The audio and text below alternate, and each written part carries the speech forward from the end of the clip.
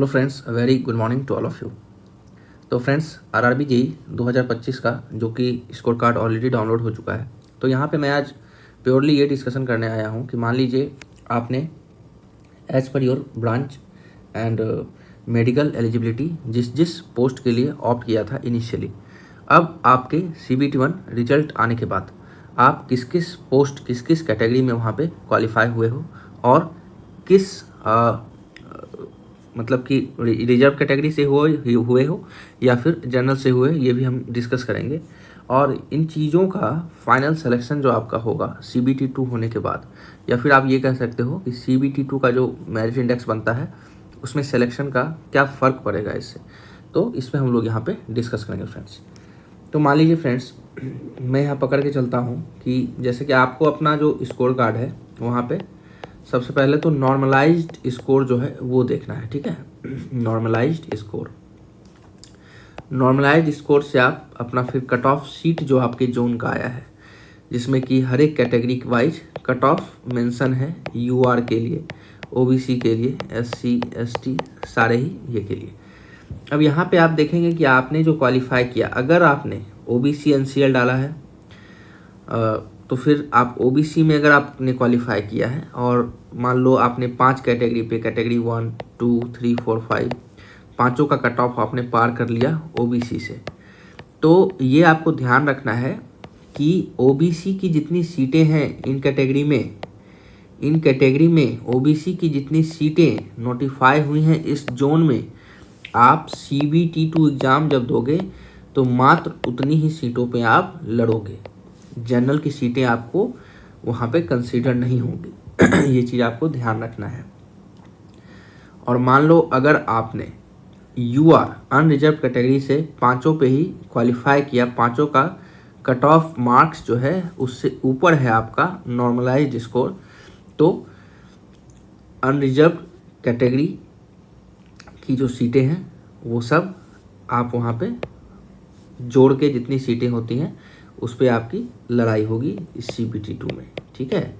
क्योंकि CBT-2 जो है दोस्तों, यहाँ पे जिस कैटेगरी में आप क्वालिफाई होते हो CBT-1 में, अगर आपने कैटेगरी ऑप्ट किया हुआ है तो उसी कैटेगरी पे आपको रखा जाएगा CBT-2 में फाइनल मेरिट इंडेक्स प्रिपरेशन के समय। ये बहुत सारे बच्चों का पिछले बार भी डाउट आया था, इस बार भी क्वेश्चंस आ रहे थे, तो मैंने ये क्लियर कर दिया। मैं आपको एक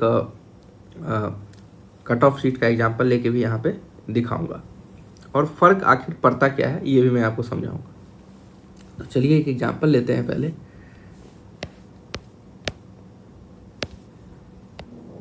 चलिए फ्रेंड्स, आरआरबी कोलकाता का ही पकड़ के चलते हैं। मान लीजिए आरआरबी कोलकाता में इतनी सारी कैटेगरीज हैं, 1, 2, 3, 4, 5। देखो, इसमें कुछ बच्चे होंगे जो सिविल के होंगे, तो सिविल की जो कैटेगरीज हैं उस पर ही बस उनका एग्ज़ाम होगा, CBT-2 CBT-1 सब। मल्टी ब्रांच एलिजिबिलिटी उनको वहाँ पे नहीं है।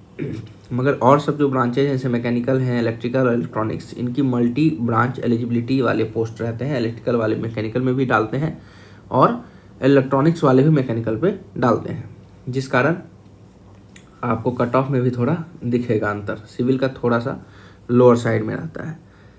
तो फ्रेंड्स, यहाँ पे क्या है, मान लीजिए कि कोई एक कैंडिडेट है X, उसने उसका मार्क्स है मान लो 90 नॉर्मलाइज्ड मार्क्स, तो वो यहाँ पे अगर OBC कैटेगरी से है तो उसका सारे ही कैटेगरी में अगर उसने डाला हुआ है, मैं एग्जांपल ले रहा हूँ, सारे पे तो नहीं डालेगा, as per his branch eligibility ही वो डालेगा। मान लो उसके 10 कैटेगरी क्वालिफाई हो गए, 10 कैटेगरी क्वालिफाई हो गए। अब उसको फ़ायदा क्या होगा CBT-2 में? उसको ये फ़ायदा होगा कि 10 कैटेगरीज की OBC सीटें वो वहाँ पे उनको मिलेंगी।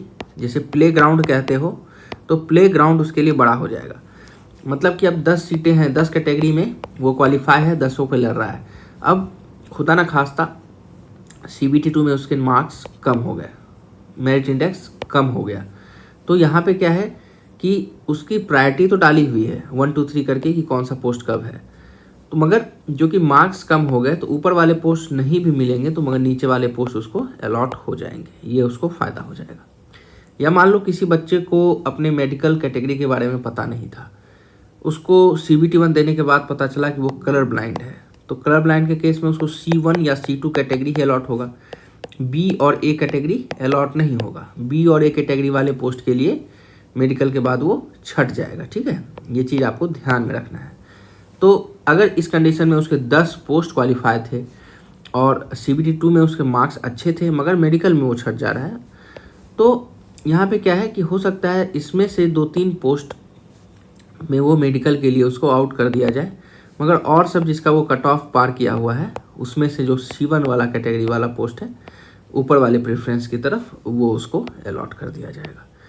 मतलब कहीं ना कहीं प्रोबेबिलिटी ऑफ फाइनल सिलेक्शन ये बहुत बढ़ता है as per the number of post you have qualified for appearing in CBT 2, ठीक है। तो CBT 1 में अगर अच्छे मार्क्स आपके आए हैं, नॉर्मलाइज्ड मार्क्स अच्छे हैं, नंबर ऑफ पोस्ट आपने अच्छा क्वालिफाई किया है, ज़्यादा क्वालिफाई किया है, in the category you have opted either it is UR और OBC SC ST what ever it is, तो वहाँ पे आपका प्रोबेबिलिटी ऑफ फाइनल सिलेक्शन बहुत ज़्यादा बढ़ जाता है। तो आपने पूरा मैट्रिक्स समझ लिया है कि किस तरह से, अच्छा आपको देखना भी किस तरह से मैंने डिस्कस कर दिया कि just see your normalised score in your score card and compare the categories you have opted for. जिस कैटेगरी में वो नॉर्मलाइज्ड मार्क ऊपर है तो उस कैटेगरी के लिए आप CBT 2 में लड़ाई करोगे। अब जो बच्चे मान लो 2 ही पोस्ट के लिए, एक ही पोस्ट के लिए क्वालिफाई हो पाए, उनका कट थ्रोट कंपटीशन हो जाएगा।